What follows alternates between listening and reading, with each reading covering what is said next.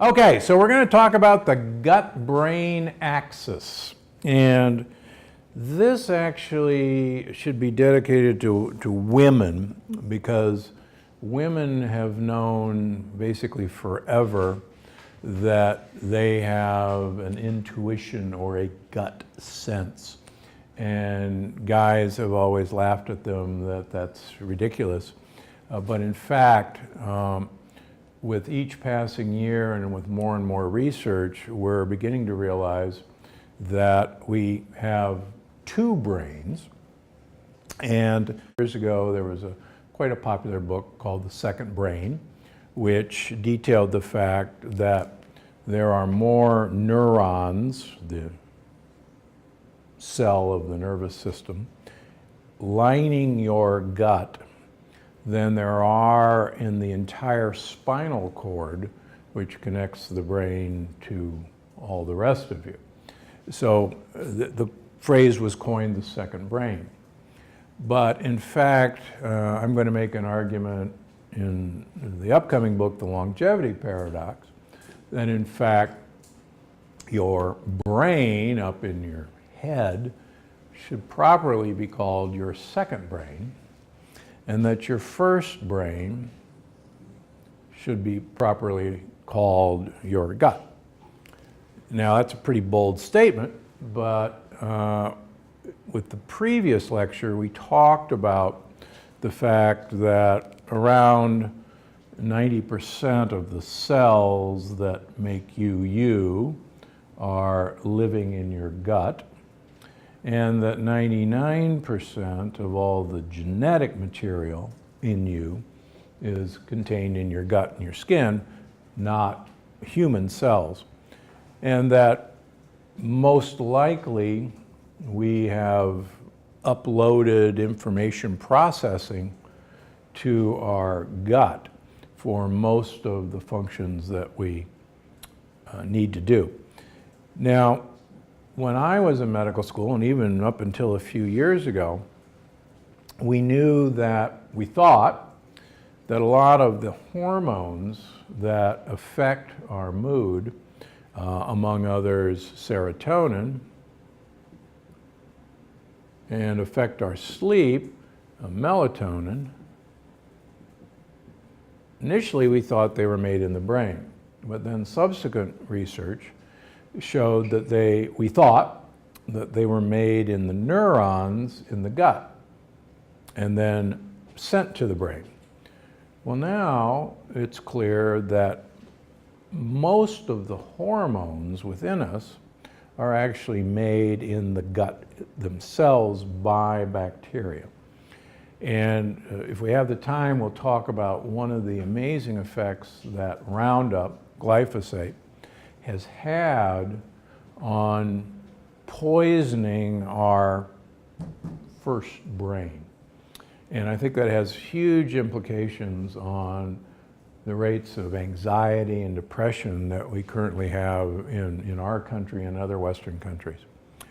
Okay, so the basic concept of how the brain talked to the gut was that there was a very large nerve called the vagus nerve that ran from the brain down to the heart, down to the lungs, down to the liver, and then down to the gut, the intestines.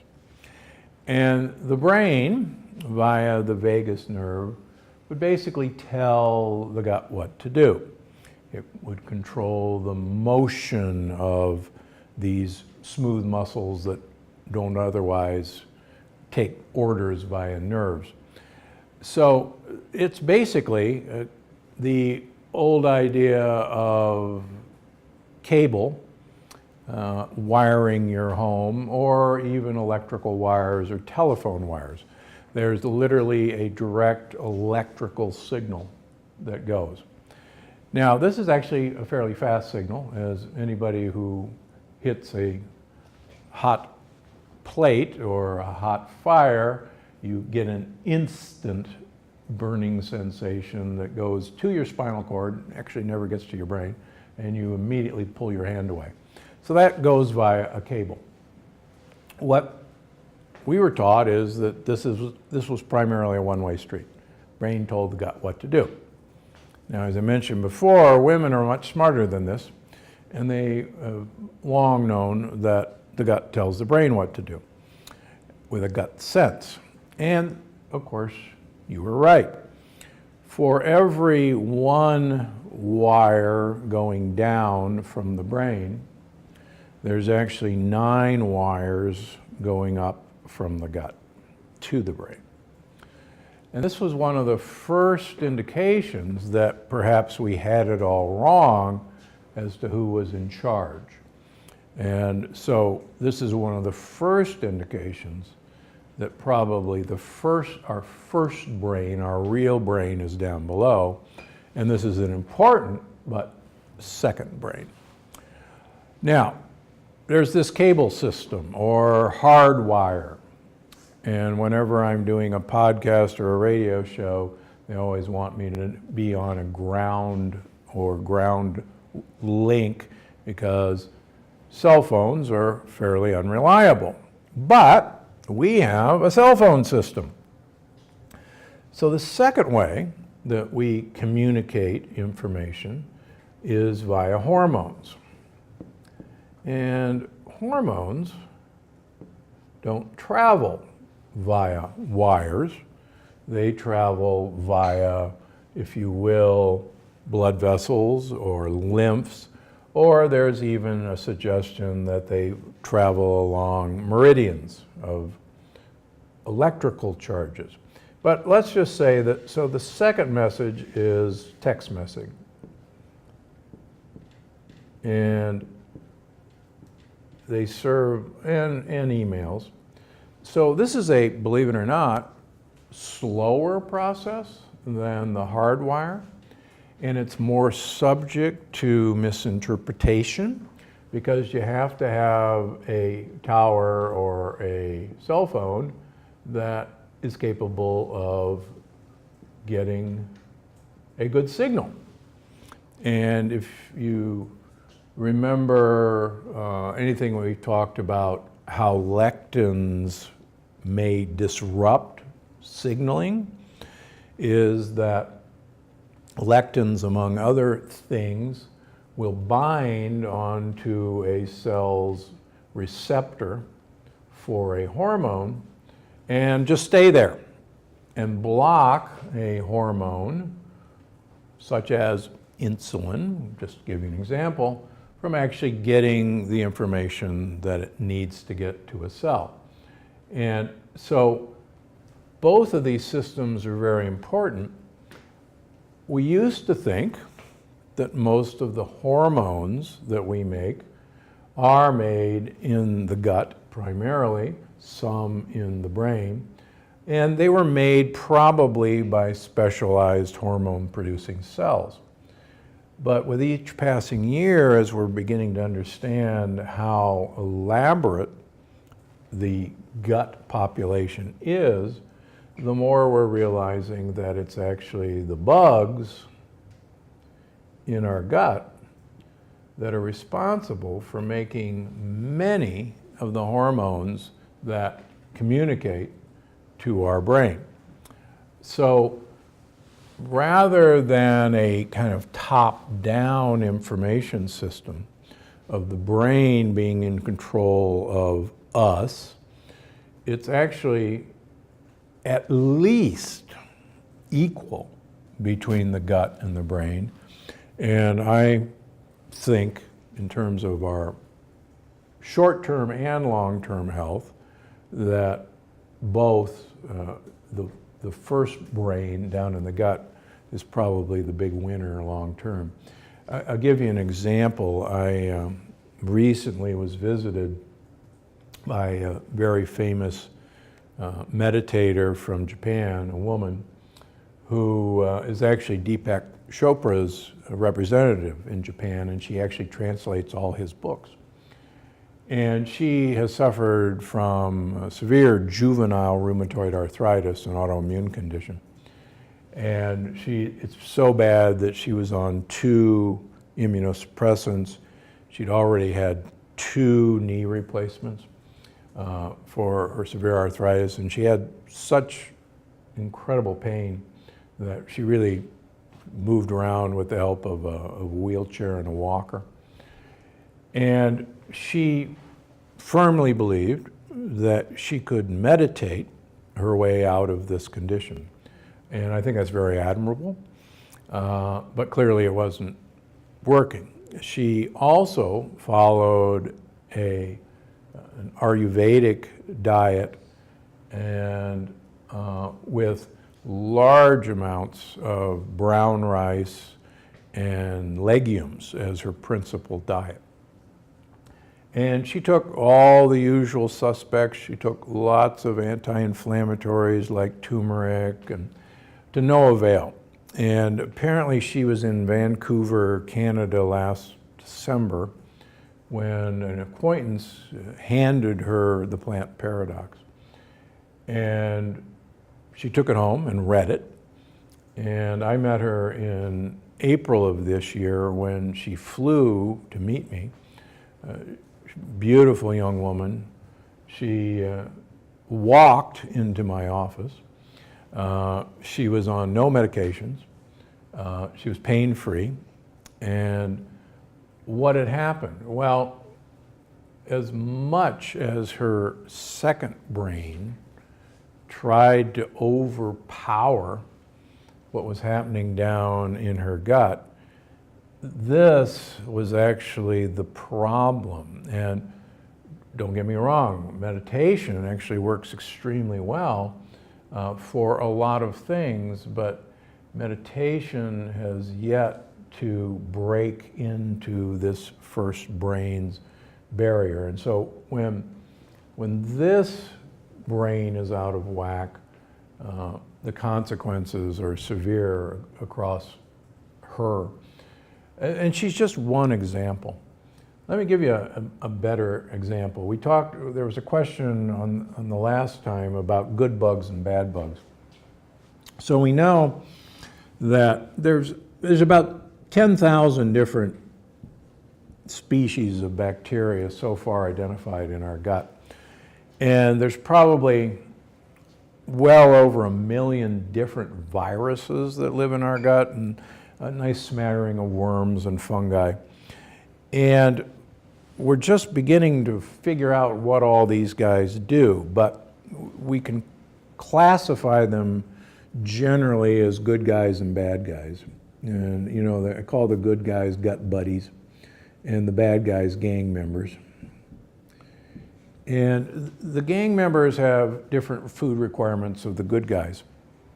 And what's so fascinating about the gang members, and this has been worked out very well in animal models, and there's a couple human models that we can talk about. So the gang members love sugars, simple sugars, and they love saturated fats. Love them. The good guys can't live on this. And what we now know is that the gang members send text messages up to your brain, to your hunger centers. And the text messages basically say, you're hungry. We want more to eat. And we actually want more of the things we eat. And we want more sugar, and we want more saturated fats. And those of you who have seen Little Shop of Horrors, the movie or the play, the movie had Rick Moranis in it, and an all-star cast, but the blood-sucking plant that poor Rick Moranis had to take care of wanted human blood, and her name was Audrey. And Audrey constantly got bigger and bigger and needed more and more blood. And she constantly said, "Feed me, Seymour, feed me." And poor Seymour had to go out and get her what she wanted. So we now know that the bugs in your gut actually tell you to feed them. Now, the converse is true. We know that the good bugs actually want these complex sugars, resistant starches, inulin, which is a complex sugar, And they actually, if you give them what they want over a few weeks' time, they will actually kind of drive out the gang members, and they'll start sending messages to your brain to feed them what they want. And I have so many men who are meat and potatoes guys that would never think of even having a salad. Within 2 or 3 weeks, maybe a month, they'll come in and see me and say, "Doc, this is the weirdest thing. I crave salads. I can't go a day without having a salad. That's really weird, really weird." Well, it is really weird to think that this brain has more control over what you're actually seeking. You're actually seeking foods for whoever is in control of this brain. And this brain, in turn, controls this brain. And there's been some beautiful experiments with germ-free mice, where they've taken germ-free mice who don't have any bugs in their gut, and they give them feces from fat rats. Now, the nice thing about working with rats and mice is they love to eat each other's feces. I have a dog. We won't go into that. And they just love it. So you don't have to give them enemas, fecal enemas. You just give them the other rat's feces. So they take the skinny mice, and you give them the feces from obese mice, and lo and behold, the skinny mice will become obese. And this is actually, in the Lancet a few years ago, there was a case report of a woman marathon runner who I mentioned in the plant paradox, who was skinny. She developed the severe intestinal infection called C. difficile, or C. diff, which is the ultimate gang member. And she got it by getting a lot of antibiotics, and it killed off all her good bugs, and the gang member took over. So one of the ways we treat that now is a fecal transplant. And a fecal transplant is exactly what it sounds like. We take feces from healthy volunteers. I was actually one in medical school back in the dark ages at Georgia, where we actually used fecal transplants to cure this problem. And once a week, they would take around a honey bucket, we called it. And medical students would take a crap in it, and then we'd put it in a Waring blender, a Vitamix, and homogenize it, and then we put it in an enema bag and shoot it up one of our patients' rear ends. So that's a fecal transplant. So it's now actually recognized therapy. So this woman in England had a fecal transplant. We like to try to get a close relative, because it turns out that people who live together share their same microbiome. And it turns out one of the theories of why fat families are fat is that you all share the same obese microbiome, and skinny families are skinny because you share skinny microbiome. And it's not willpower, you're being controlled. So this woman, marathon runner, gets the fecal transplant, gets cured of C. difficile from a niece. Now her niece was about 30 pounds overweight. Within a year, the marathon runner, despite returning to marathon running, gained 30 pounds. Ate exactly the same foods that she did before, because she's a healthy runner. Well, how'd she do all that? Well, it turns out there's another really interesting twist to the subject that we talk about a lot in the plant paradox. The obese mice are obese not only because they have bugs that make them seek out other food, but the bad bugs are actually very efficient at extracting food from the things you swallow. And sadly, they're actually very efficient at passing it on to you. In other words, they're the gateway. And so even though this marathon runner was eating pretty much the same thing, and believe it or not, the skinny mice were being fed the same rat chow that they were getting before they were given the obese mice bacteria. They all gained weight because these bugs were very efficient at extracting calories, but then passing it into things that we could absorb. Now, what's really interesting is the good guys, they actually, if you will, are rather greedy and don't want to share. And so they take the foods that we give them, particularly inulin and oligosaccharides, and they do two things with it. They make more bugs, more kids, and they make a particular kind of fat that are called short-chain fatty acids that are called, and the most important one is, butyrate. Now, butyrate gets its name from butter, or butter gets its name from butyrate. There's a little bit of butyrate in butter. Now, don't turn off the set and go running for the kitchen and get some hot buttered popcorn.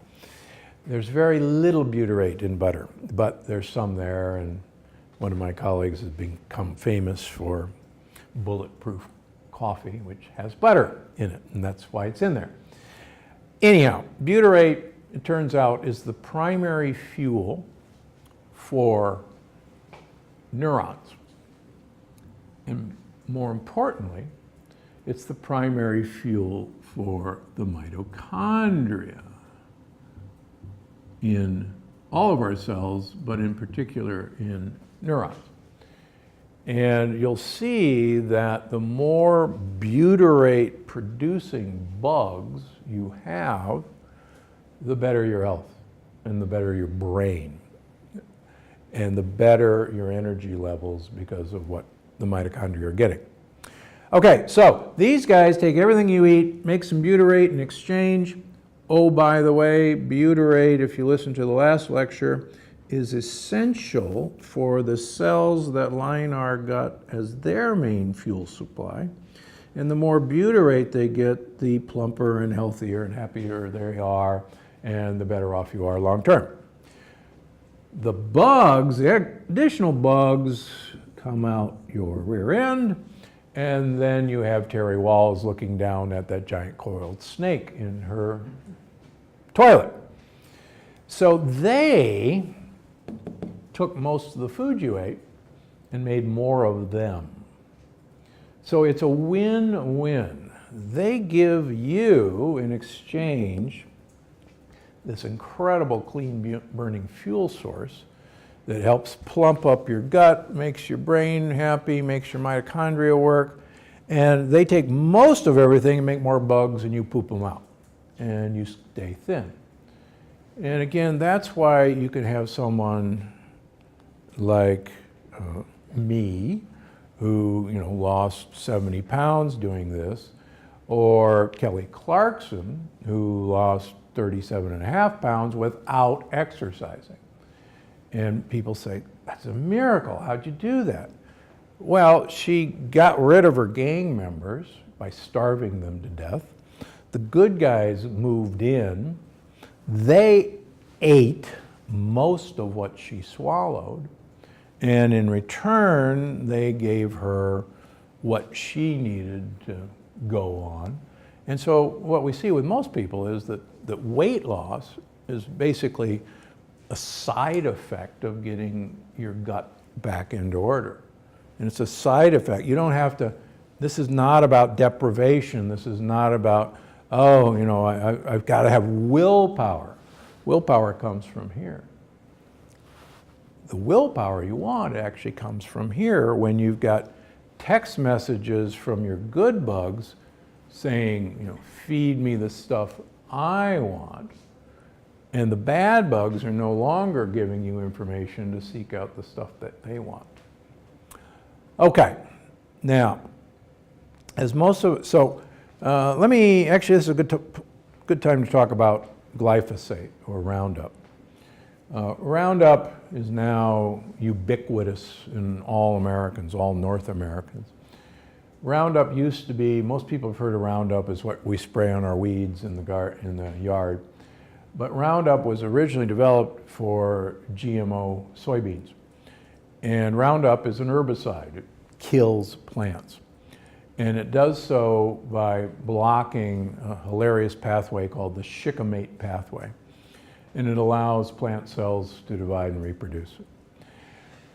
Humans do not use the shikimate pathway.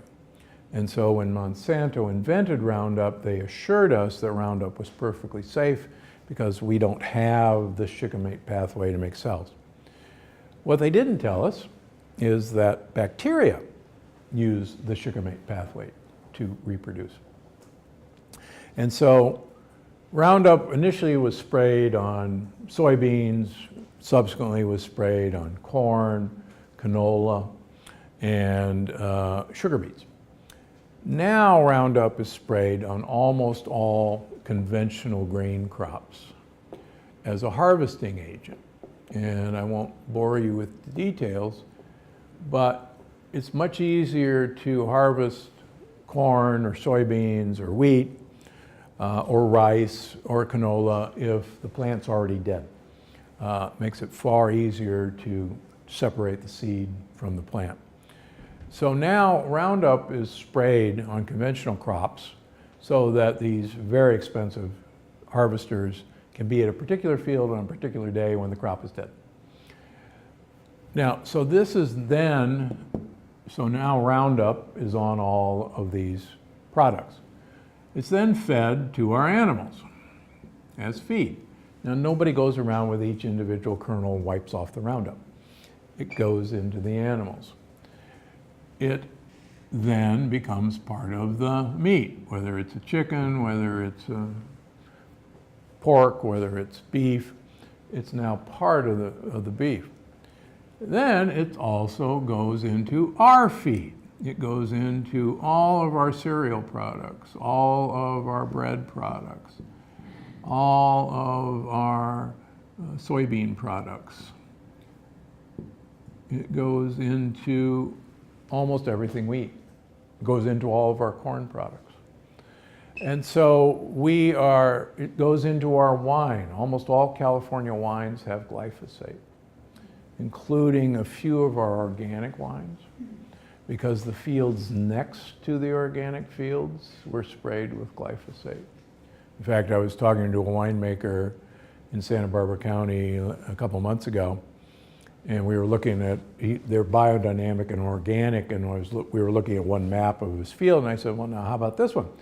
He said, no, we can't certify it as organic and biodynamic, even though we treat it that way. And I said, well, why not? He said, well, because see this parcel and here, this parcel, they spray with Roundup, and so we know the wind drifts it, and we won't certify it. So what happens now is Roundup in almost everything we eat, number one, kills our microbiome, period. Now, we now know from some new research from MIT that Roundup in and of itself breaks tight junctions, which we learned about on the last lecture, are what separates the outside world in our gut from us. So Roundup in itself produces leaky gut. But what's worse is these gut bacteria are essential to take the building blocks of serotonin and melatonin, serotonin, the feel-good hormone, melatonin, the chill-out hormone, and take those essential building blocks away. And so the gut bugs are gone, they no longer have the building blocks, so they can't make serotonin and they can't make melatonin. Now there's a third compound that some people have heard of called GABA. Now GABA, there's two hormones, the excitatory hormone, which is dopamine. Anybody who is addicted to video game is looking for a dopamine charge. Any gambler is looking for a dopamine hit. GABA is the calm down hormone. It tells things, the nerves, to chill out.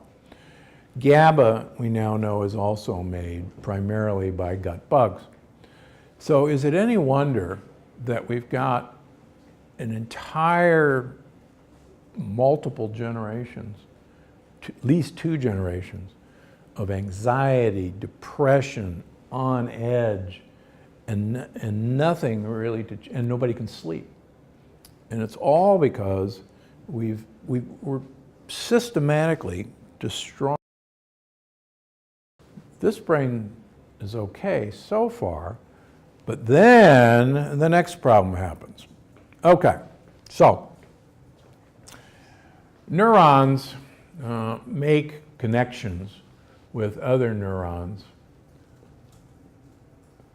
their social network, to exchange information. And they send out all these dendritic processes.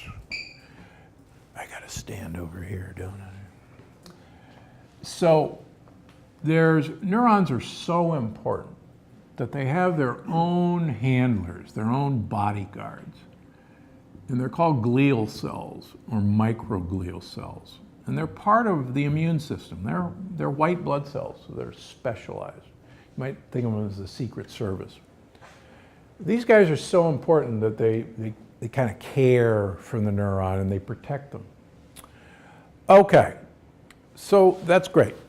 Now, if our gut is leaky, or if lectins and LPSs are getting, if you remember, we've got a bunch of neurons down here, and we also have our border patrol, where most of our immune system is. And the border patrol's job is to alert you, me, our rest of our immune system about a pending attack.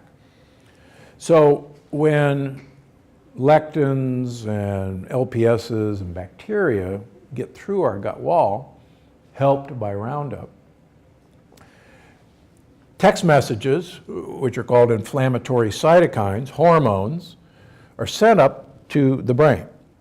And they say, oh my gosh, we're down here in the hinterlands, the wall has been breached, the hordes are coming, protect the neurons at all costs. So we now have some very elegant pictures, particularly from Harvard, MIT, and Stanford, and UCSF, where these defenders of neurons turn into Pac-Man. And they actually eat these dendrites and prune them back. And you can think of it as pulling back the troops from the front lines.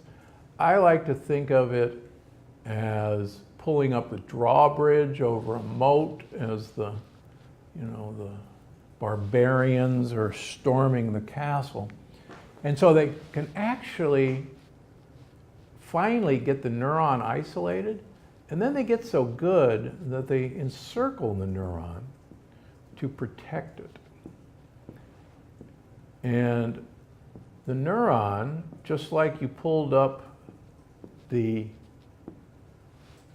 drawbridge on the castle, if the horde surrounds the castle, waits them out, the inhabitants will starve because they don't have anything to eat.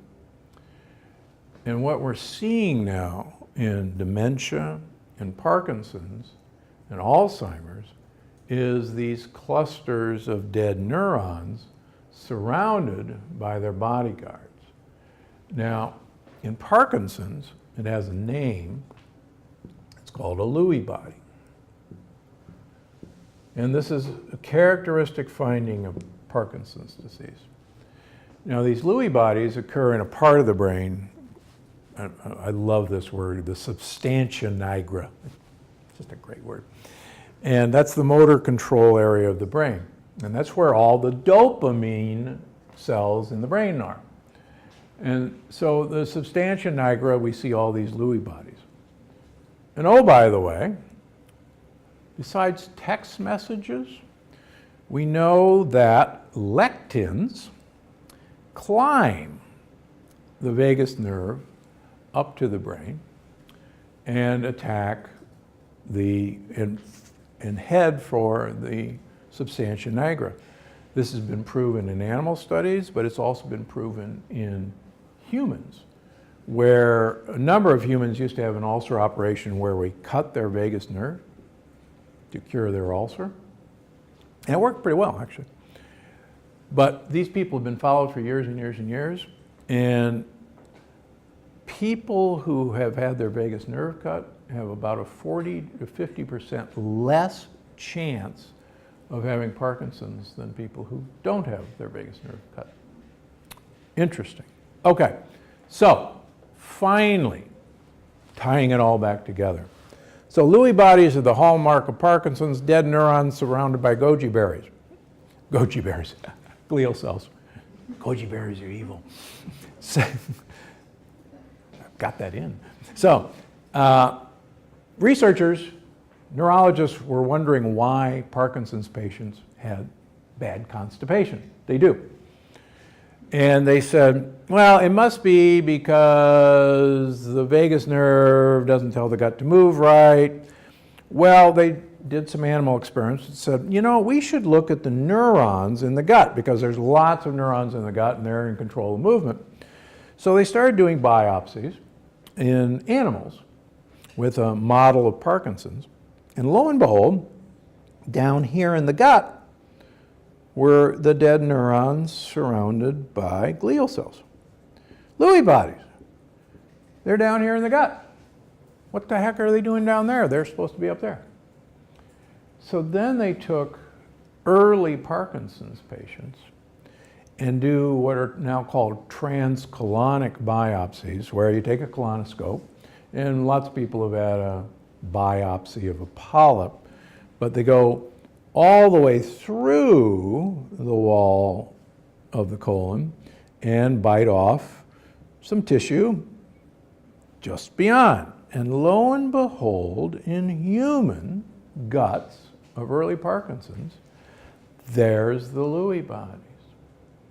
So what we now know is that Parkinson's begins in your first brain, in your gut. And then that information is communicated to your second brain that the war is on and protect the troops up here.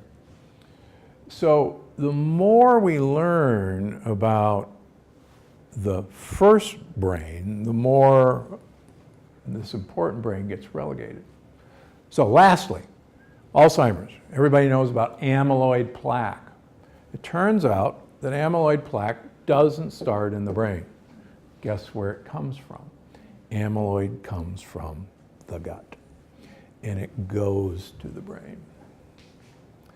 So the reason we're having this epidemic of dementia, of anxiety and depression and sleeplessness is all because our first brain has been destroyed and under assault, and our second brain is suffering for it. Questions? I had a question. I've been trying to lose weight, and I've always drank Diet Cola. Now I'm hearing that it's not very beneficial. Where does diet soda figure in with all this good bug, bad bug stuff? Two reasons. Almost all the diet sodas on the market have an artificial sweetener that causes gut dysbiosis. It actually makes bad bugs flourish and good bugs go away.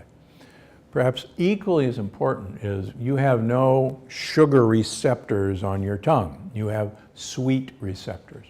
And they're there, 2/3 of your tongue are sweet receptors. They're there to tell your brain that you just hit a fruit tree and that it's summer and the brain ought to be ready for a bunch of sugar because you just ate it. So when you taste something that doesn't have any sugar, the brain says, okay, I'm waiting for the sugar. It should be here any second now. It didn't arrive. you got cheated. Go back and get some more, because I know the next time you'll get it right. So it makes you want more sugar or another diet drink. That's why I was addicted to Diet Coke. I was drinking 8 Diet Cokes a day. In fact, there's pictures of me throughout every hospital I've ever been in making rounds with a Diet Coke. I mean, it was my signature. And actually, I was addicted to it by the professor who trained me. He was a tab addict. But so your brain never gets the message. I mean, it keeps saying, what's happening? Go get some more, go get some more. And that's what addicts you. Okay. Well, thank you all very much. Appreciate it. All right. Thanks for watching. Don't forget to visit my website, linked in the description box below, for more of my best tips. If you haven't already, click the circular channel icon to subscribe and make sure you never miss another video. Because I'm Dr. Gundry, and I'm always looking out for you.